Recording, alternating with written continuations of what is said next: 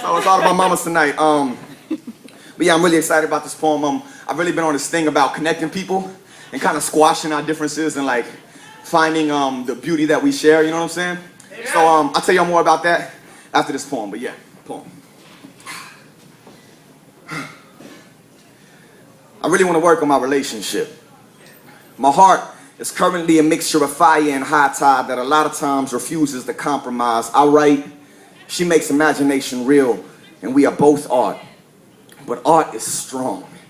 No matter how potent or low-key, no matter how much she knows me, there has to be a third party making this art seem lovely. The more I live and exist, what I realize is this.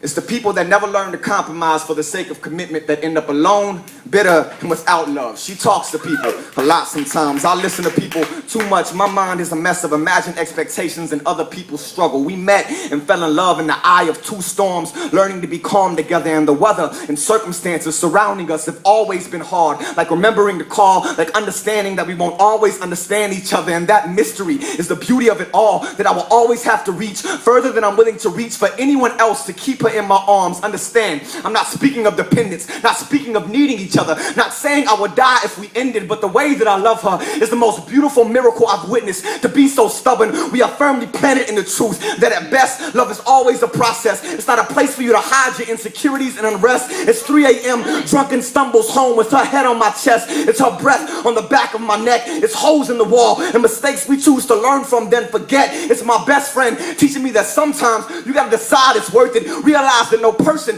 or relationship is perfect, but the work is worth it. The bruises and the hurt is worth it. As long as communication is there and you learn from it, it's never in vain. Love will almost always outlast pain with trust and a little more crazy than we may like. Hurt happiness ain't a destination, but a journey, and sometimes a fight, sometimes lovemaking and arguments, sometimes sexual frustration and parties. It's nights laying with her spine chiseled in my sternum and knowing that she is there because I love her there, because every second we are together we've earned it. I've been learning in love ever since. So to you who puts up with all my flaws and bullshit, thank you. With every second we spent dancing in each other's head, I will never forget. To you, wedged under the weight of your past mistakes, pull yourself from behind yourself and remind yourself that you are still you, and you don't need anyone else to be that or agree. You will always be everything you need, and if in fact there is someone that is the moon to your sun that will find you and love you like there is nothing wrong with what you have become, just when no part of you